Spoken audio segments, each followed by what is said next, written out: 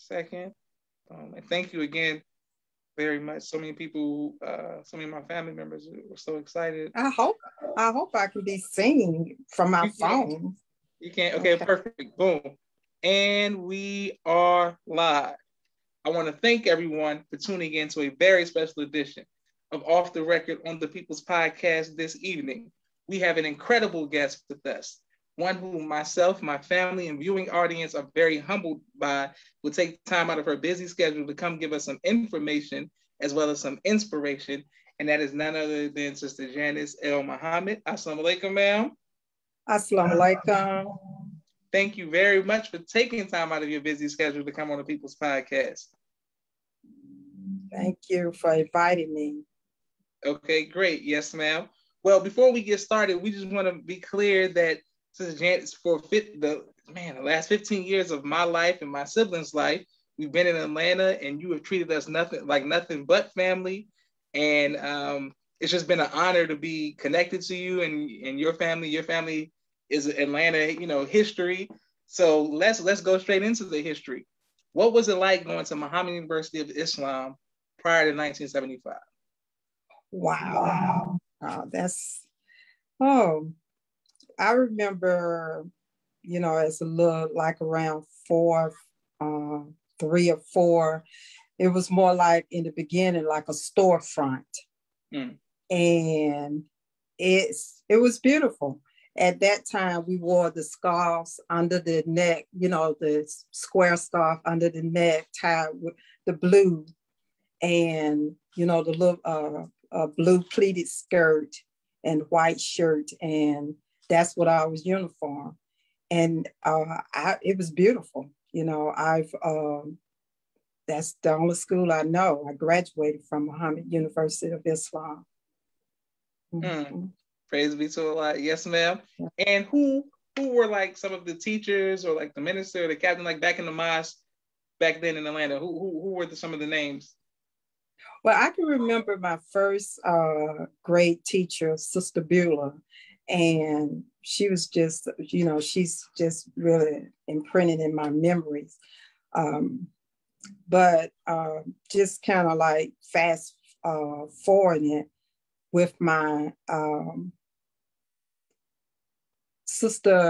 brother Rahman, his wife, she was the principal when I graduated. So she signed my diploma as she was not, they didn't call them principal, they were directors. And she signed my my diploma, and so did Minister Rahman. He signed my diploma. Beautiful.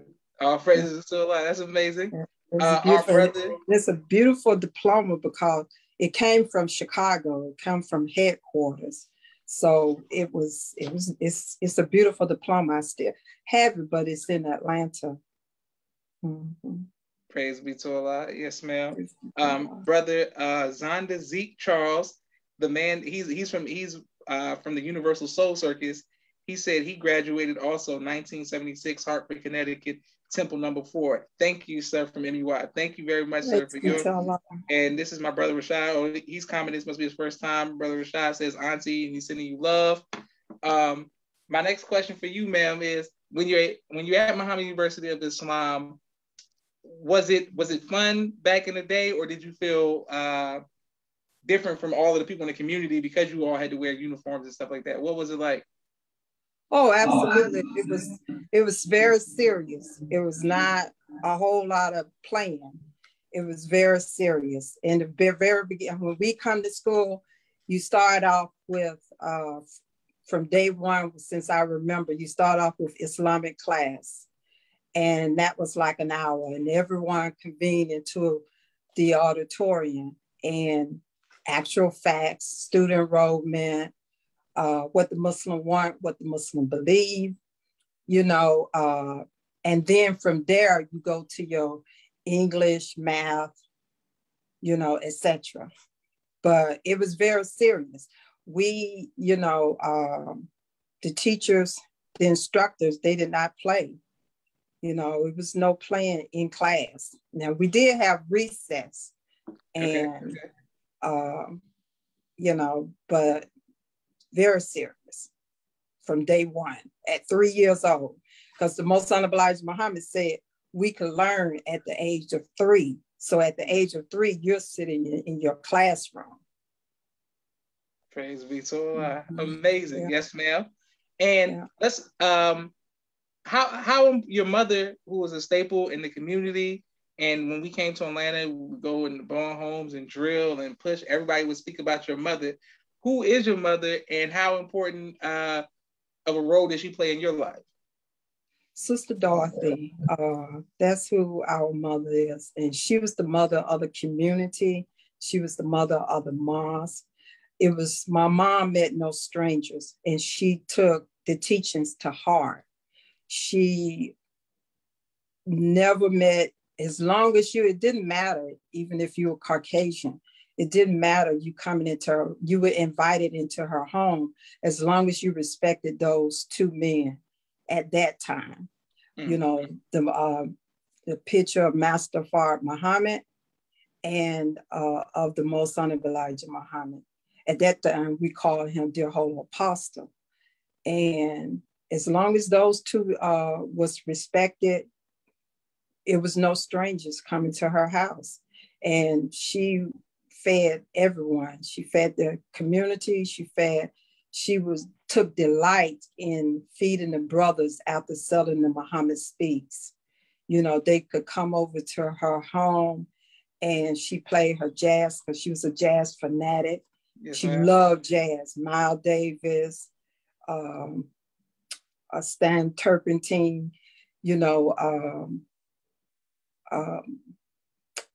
Ramsey Lewis, you know, all those she loved, and she played, and she just made you feel just very welcome. She always had bean soup.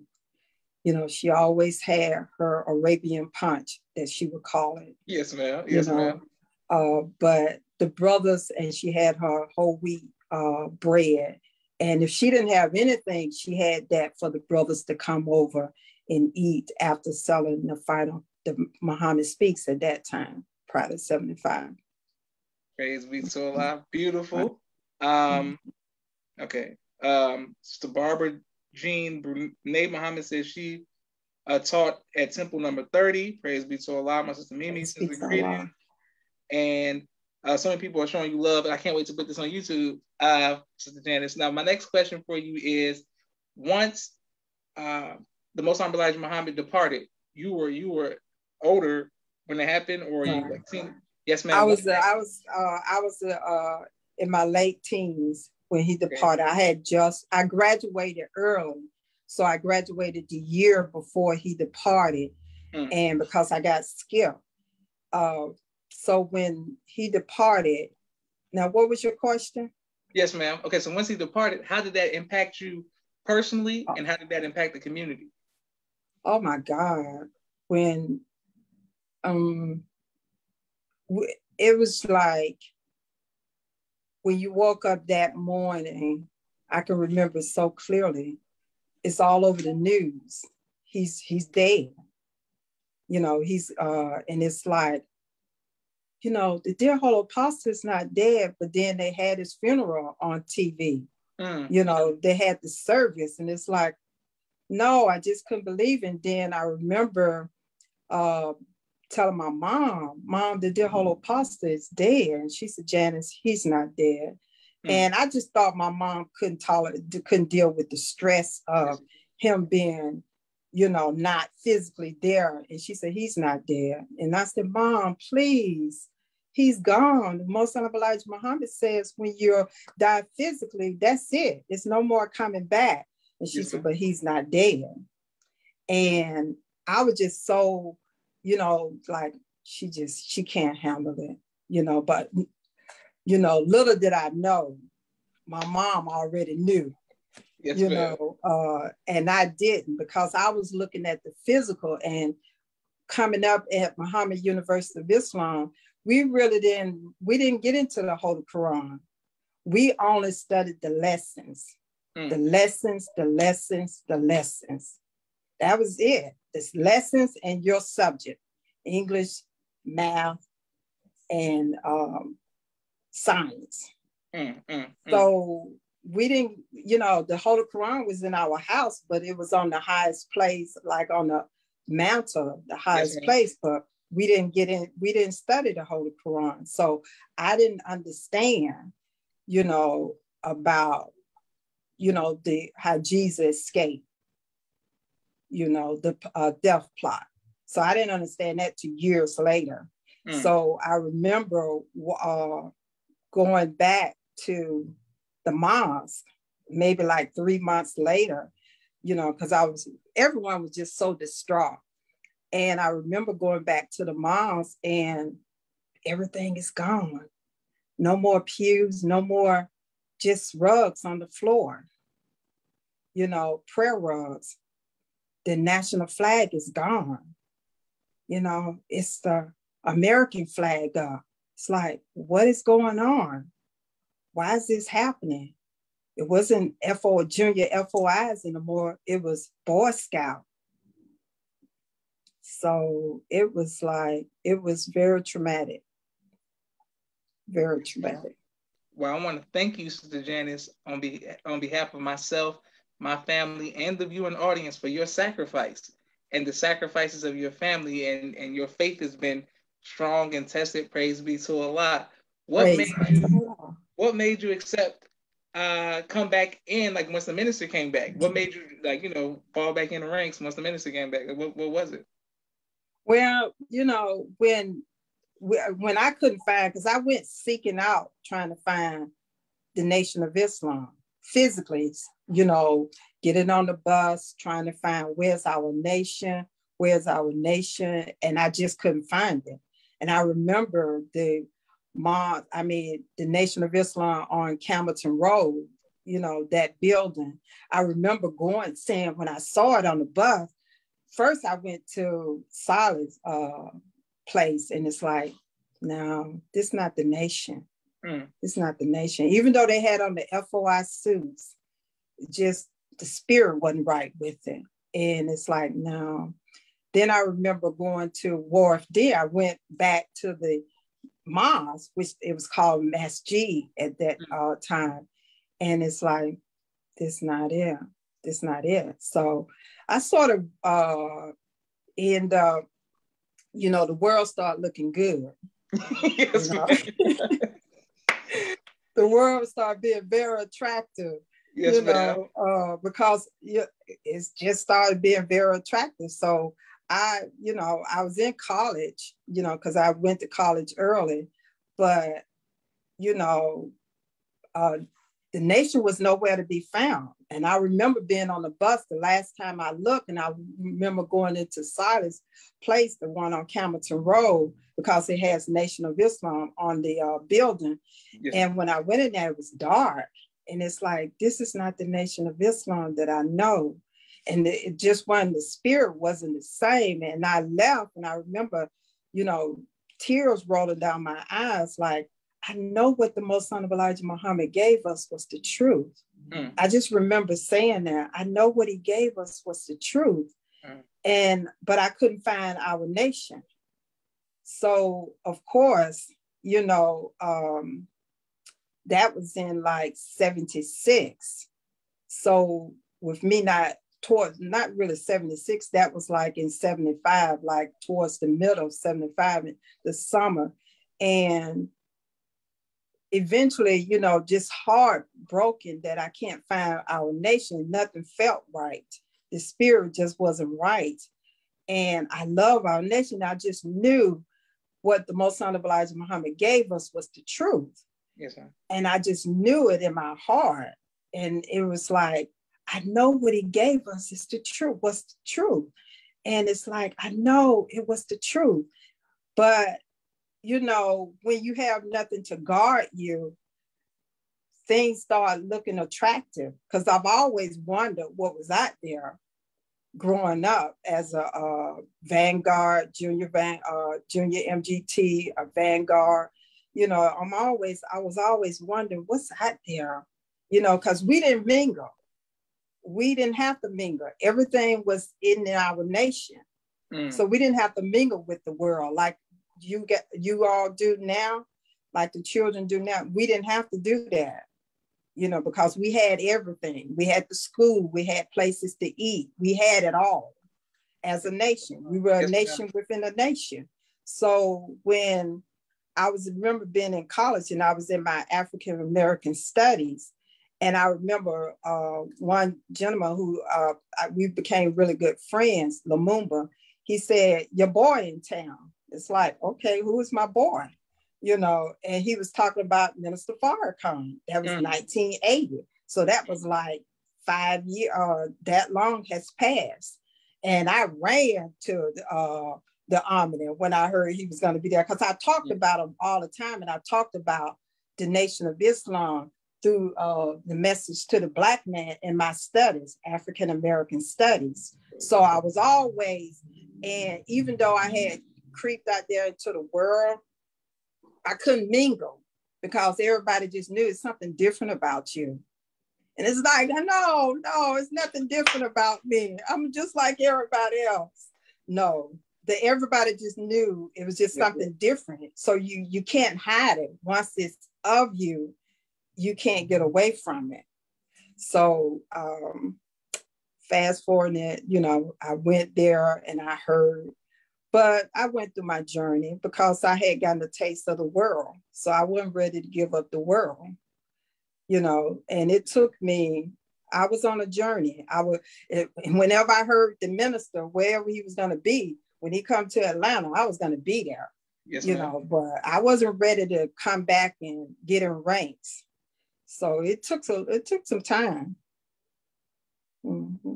Wonderful. Praise be to Allah. Yes, ma'am. And once your journey started with the nation, how was that? How was it now that you grew up? You get a taste of the world. You come back. How was it when you came back? Well, I'm gonna be honest. I was always back and showing up. Yes, ma'am. I guess you could say I was one of those special event Muslim. I was always showing up for special events. Yes, but I remember because I really like fashion, so I wasn't ready to give up the world clothes because I really was into fashion. I was conservative with my dressing, but I love tailor-made things. And I remember saying, thinking, I ain't even trying to put on those long, not for me, And I remember I fast forwarding it was when your dad came and he was up there saying, no more business as usual. And it's like something did something to me, I'm kind of squirming my seat because I had on my chiffon scarf. I always kind of respectful, but I had on my tailor-made suit too. So I wasn't. Yes, man.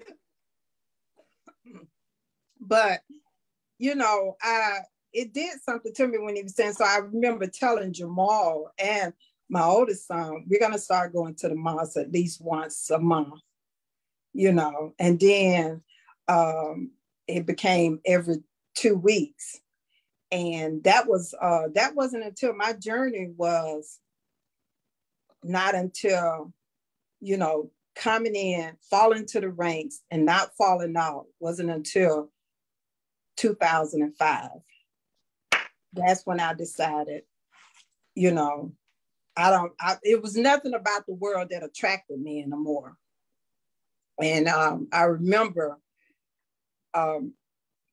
with the headpiece, because the minister, your dad was up there and he was honest. He was saying with the, come here dressing the way you want to dress. And it's like, I'm thinking, why is he talking to me? He don't even know me, So, but that was a lie. That was a lie. Sending, using your father to send me a message. It's time to come home, because I was never far away from the nation. And I always donated, even when I wasn't present. I always gave those, that 25-year journey, I always gave to the nation because that's just a giving. That's what my mom taught us. You give to your nation. If Allah blesses you with money, you give. that's a given with me. So even I wasn't physically there, I was sending in money to Chicago and donate locally. But that did it. And I remember, because growing up, I really didn't like the headpiece. I have to just admit it. I did. Yes. But I prayed to Allah to bless me to fall in love with the garments and fall in love with the headpiece. I literally did this.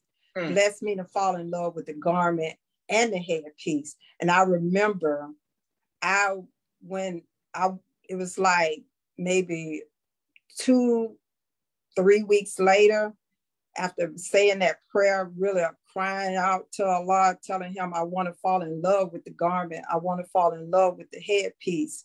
I remember putting up all my Macy's outfit and giving them away. And I remember ordering me several uniforms at one time. Yeah. And from that day on, I've been in love with the headpiece. Beautiful, beautiful. Praise be to Allah. Yes, ma'am. Praise be to Allah. And thank everyone who was watching. Some people commenting and showing you love. Praise be to Allah. Okay, beautiful. Thank you. And Sister Barbara, thank you very much. And I'll reach out to you, ma'am. My next question for you is, a lot of young sisters deal with that. I have sisters, I've talked to sisters, growing up at MUI who deal with the same thing with the headpiece and the, fashion and trying to stay fashionable while being modest. What advice would you give to the new sisters coming in or the younger sisters coming in about falling in love with their headpiece and the garment? Prayer is very helpful, but at the same time, it's a process, because everyone wants to be a part of, no one wants to be singled out. And that's why I have compassion for the younger generation, because I know how it was growing up in the nation. I wanted to look just like, I remember asking my mom, going back to my mom, said, Mom, I want to go to public school. I want to be a cheerleader. And she said, girl, go get your head in a book.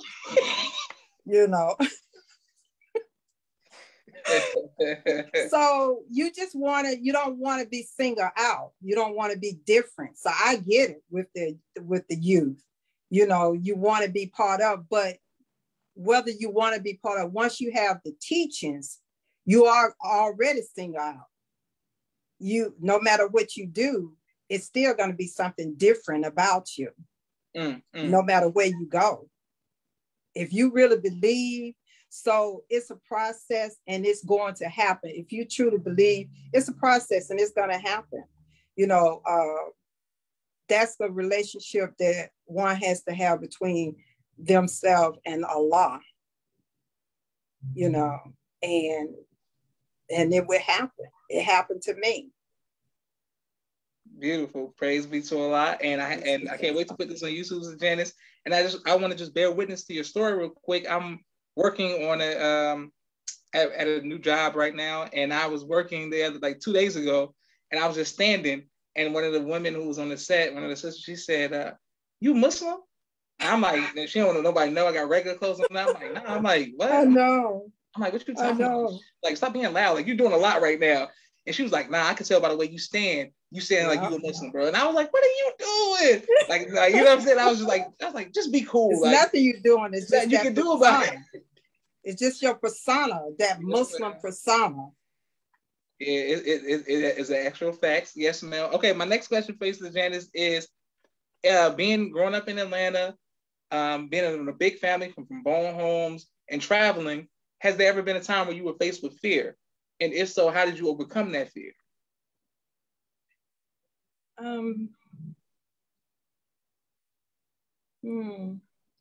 I've had some. I'm trying. I remember Adina saying, I was pretty much like Adina. I didn't like fighting because I didn't like getting my clothes messed up. Yes, ma'am. Yes, ma'am. And I was just a girly girl, with the just love the purse, love being a just princey, just loved it. Yes, ma'am. So I didn't really get into a lot I didn't really get into fights, period. Because for one thing, my mom didn't let us mingle that much in the community. Even though I grew up in Bowen Home, people would say when they realized you're the sister to what, brother? Really? Why we never saw you? Because my mom kept us in. The girls, we didn't go out that much. So we were mostly always in the home. And because my mom was very strict, my parents was very strict, and they adhered to the teachings, you know, and if you lived in that house, you was going to adhere to the teachings also. So they strive to live the teachings, and they instill it and pretty much beat it in us. Yes, yes. Pretty much. That's pretty much what they did. So I didn't really, I'm trying to think of fear, because whenever fear something that I may be afraid of, I seriously go into prayer. And I don't have to be in a position of prayer, like, you know, the Sajah position. I just, in my mind, I go straight to Allah, you know, and, you know, say that prayer and ask, I seek refuge from the curses. Say, yes, so ma'am. It's not too much that I can remember that I haven't been able to face, because I take it to prayer. Prayer is so important. Beautiful. It really is. Praise be to Allah. Excellent. Okay, great. And I want to talk about your father in a moment, and I want to talk about Atlanta and the youth movement, and you just being a chaperone and all of the work that you've done in the nation from 2005, you know, since you in this time. So we want to get to that, but I have a quick 60-second commercial break for all of the sponsors, ma'am.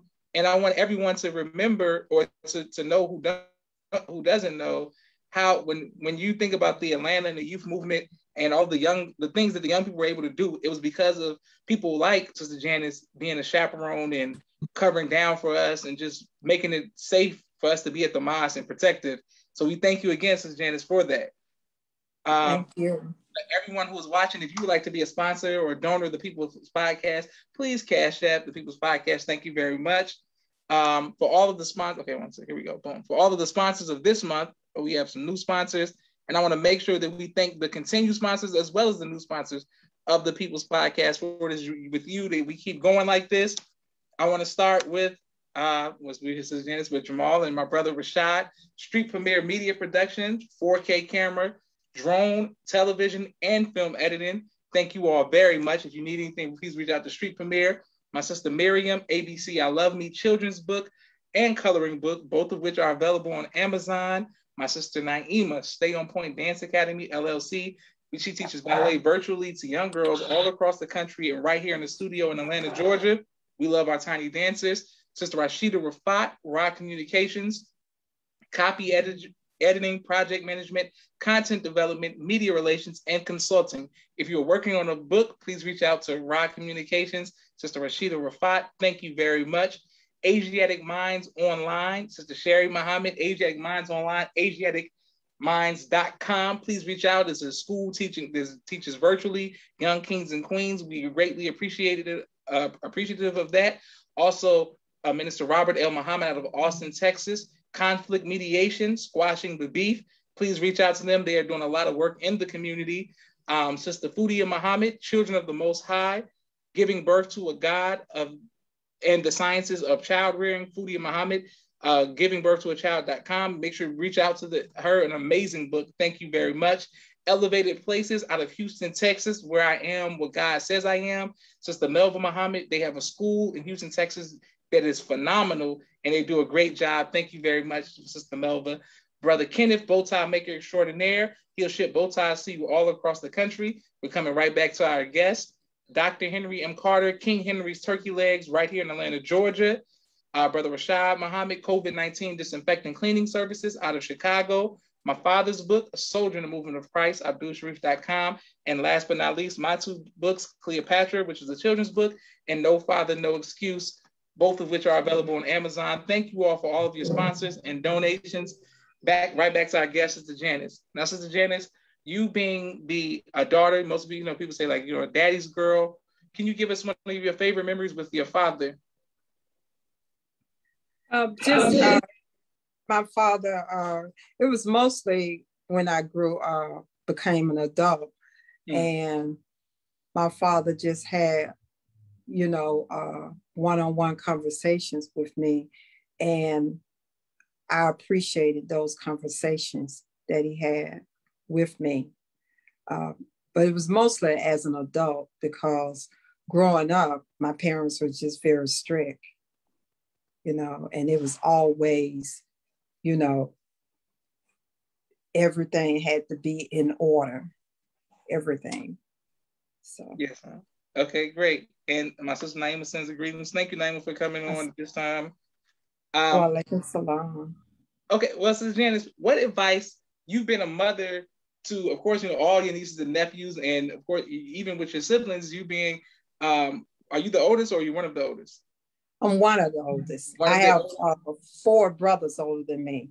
Okay, great. So it's a bunch of them under me. Yes, ma'am. So what advice would you give to future mothers?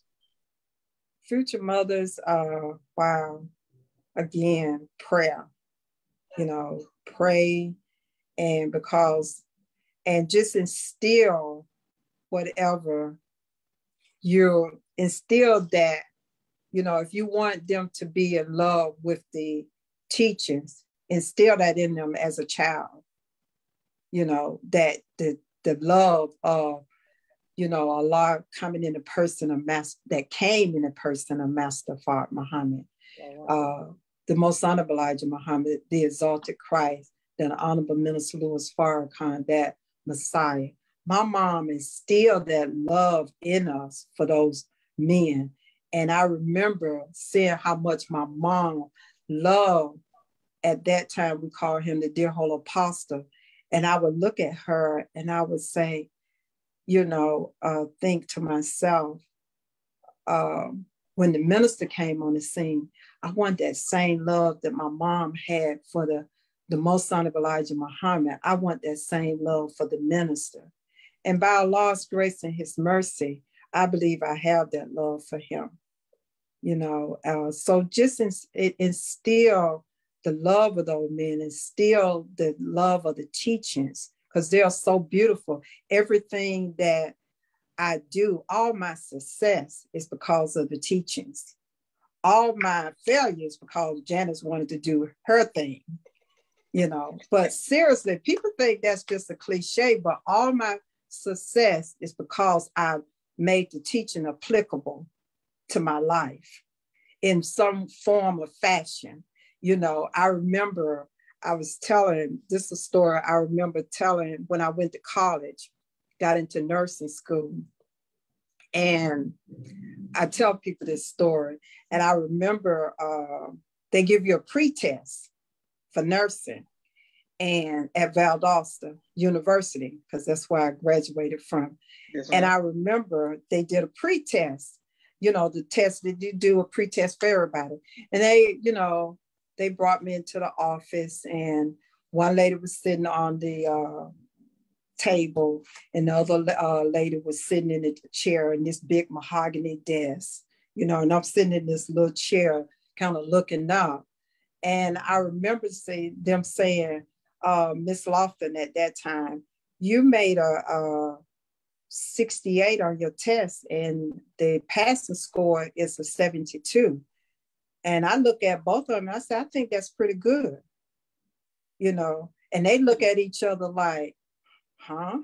And it's like, I think that's pretty good, and I said, and let me explain, I said, most of these students here, they have parents who are doctors, lawyers, nurses. My parents wasn't into that. Most of these children who I'm, in the coming to school, coming to the university, if they didn't work as a tech or something like that, they was candy stripers, with the little pink stripe in the hospital, volunteer. I didn't do any of that. I said, so I think that's pretty good. And I was, the rest is history. But that's because of the teachings. The teacher have you feeling so confident in who you are. Yes, ma'am. And it doesn't matter. Me, little dark-skinned little girl, the teachings has made me feel like that I'm the most beautiful person on this planet, you know, and it's the teaching of the Most Hon Elijah Muhammad, who is the original man, that question. And that stayed in my head all the time. So when these two instructors, very, you know, with their PhDs questioning me, in my mind, I'm saying, who is the original man? Who is the original woman? You know, so I had no fear.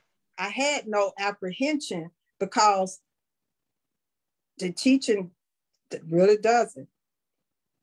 Beautiful. Praise be to Allah. Excellent. That's an amazing testimony. And I never knew that. Yes, ma'am. Well, speaking of that, I want to know what advice would you give to the next generation on keeping their faith?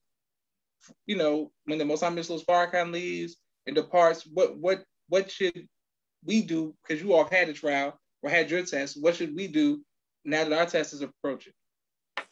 Well, we this time around have warning. You know, this time around, the minister has just been saying from day one, you know, he's leaving. We had no idea that the Most Hon Elijah Muhammad was leaving. We had no idea that he wouldn't be there the next Savior's Day. You know, every Savior's Day, in my mind, is this the last Savior's Day for me to see the minister? Yes, ma'am. Until he come back. So the minister has given us warning, but if, you know, just if you believe, that's all it really takes. You just got to believe. You have to believe in these teachings. Yes, ma'am. You have to believe in those three men. The minister asked the question, and it's really that simple. How strong is your foundation? And he says your foundation is those two men, but we know it's the three men. That's our foundation. And if we don't believe, but you all the minister says that you all are the Joshua generation, your name. And you all have truly exhibited that, in my humble opinion. It just, you all what we didn't do was made everything real, like apply it. You know, look what you're doing with the pond. You're not sitting around waiting for someone to do this. You're taking steps to do it because you, in your heart, you believe that I'm master. So I look at Rashad and Jamal with their business. Yes, ma'am. Your generation not asking. Look at Naima with her business. They're not Miriam with her business. You're not asking. You know, I look at my nephews with their business. You all are showing that God is within, you know. So you all are already showing a different. I think I think the younger generation is going to exceed us as far as this being prepared for when the minister leaves, because you all got, the ministers already put it out there. You all the best generation ever. He said that. Yes, ma'am. Yes, ma'am. So it's a given. It's already been put in motion for you all to succeed.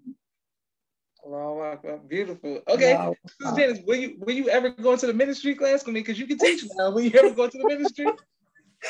No, I enjoy listening to the teacher. Listen to others teach. Okay. You know, I get so much from it. I'm very passionate about the teachings. Just very passionate. Amazing. Praise be to Allah. What type of music do you listen to, Sis Janice? Well, I kind of like listening to, I don't have no stipulation. You know, I do like rap, but sometimes it can get to be a little too much. I tell, like, you know, I can. So I like all, you know, different range of music. I love jazz. You know, I love R&B because we grew up on jazz. I love, you know, the music that a lot of the youth listen to. I think it's, you know, it's very interesting, and some of it is really amazing. And if I can understand what they're saying, if they could just stop a minute and let me catch up. Yes, ma'am. Beautiful. Yeah. What do you do for fun? Fun. Oh God, I'm such a probably old black and white movies. Okay. I like old black and white movies, and just I'm trying to really be more relaxed and have more fun. You know, traveling. Traveling. We travel a lot, but my fun is pretty simple. My fun is just being among my family and just enjoying family time. Amazing. Praise be to Allah. Yes, ma'am. Well, you come from a big family and a huge family. What advice would you give to people who come from families and they're trying to keep everybody together? Like you get all those siblings. How do you get everybody to come to a Thanksgiving or a dinner? Or, you know what I'm saying? How do you get everybody to come? Like, what's the key to that? Well, the thing about it, everybody's not going to convene all at the same time. But, enough of us convene at any given time. And I remember asking my mom, why does she have all these, so many children? But as we get older, I see the blessings in it. I see the blessing in us, the closeness of us.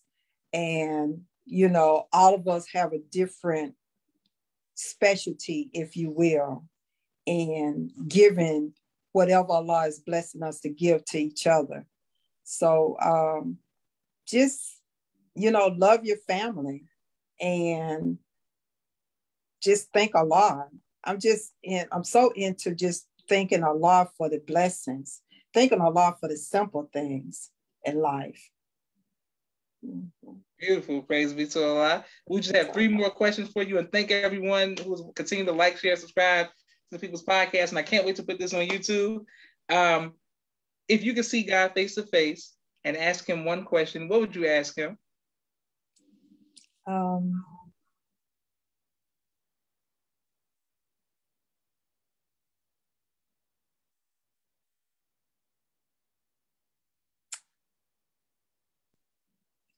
Wow, that's a good one. That's a good one, like it was for Adina.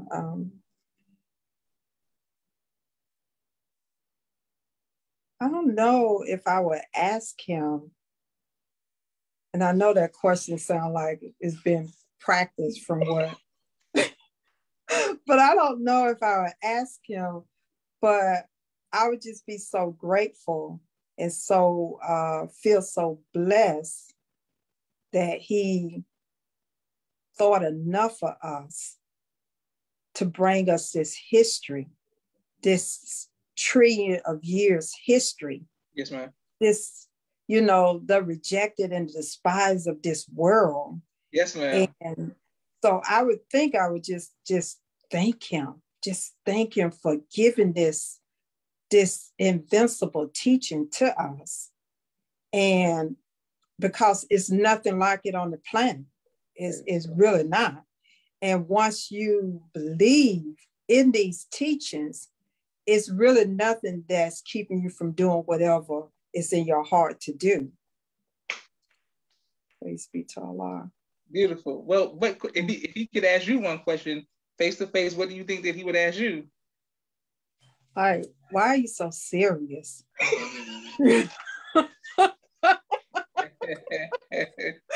Why you just chill, and because I know I can be a little overboard with the seriousness. And I keep telling, my husband, and just they drilled us into us at Muhammad University of Islam. And then we came home and I got a triple dose before I went to school, when I got to school, and when I came back home. It was always very serious. It was not and the most Hon Elijah Muhammad, he just didn't play. You at 3 years old, you're going to be sitting in your seat learning, and sitting in your seat properly. So, but I think you would ask me that, why, are you so serious? Praise be to Allah. Yes, ma'am. One more question. What would you like your legacy to be, ma'am?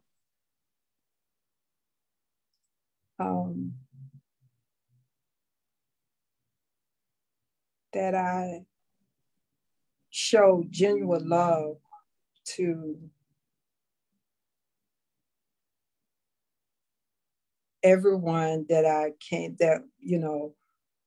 who I value, and I value humanity, but that I show love to each and every person that I came in contact with in my lifetime.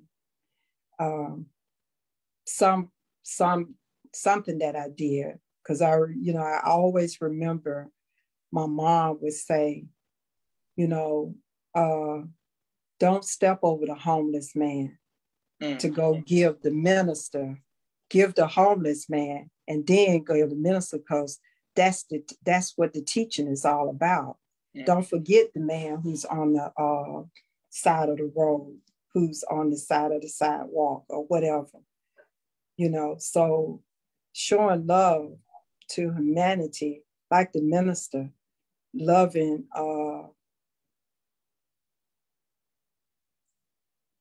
just give love, treat people as I would like to be treated, and just, I'm still, it's still a work in progress, but showing love. Amazing. Praise be to Allah. And I think that you embody love and, giving back. Like you said, since we've come to Atlanta, you've been kind and, you're serious, but not serious in a mean way. Just serious and just like, oh, that's just how Janice is. You know what I'm saying? Just, a serious face. But thank you for showing love, and may Allah continue to bless you. I look forward to seeing you again soon, inshallah. And please give the greetings to your family. And, we love you and we are family. And I just thank you very much for coming on the People's Podcast. Yes. And I want to say before I leave too, that thank you for inviting me. I was a lot nervous, super nervous. And I just want to thank Allah for the time that I knew your mom, because she just instilled in each and every one of you just this beautiful spirit of hers, and I thank Allah for being a part of her life. I thank him for that. Excellent. Well, thank you, ma'am. Yes, ma'am. Yes, ma'am. Mm-hmm. Well, this is Joshua Elijah Muhammad signing off for the People's Podcast. Assalamu alaikum, ma'am. Wa alaikum salam. And thank you all for watching. Boom.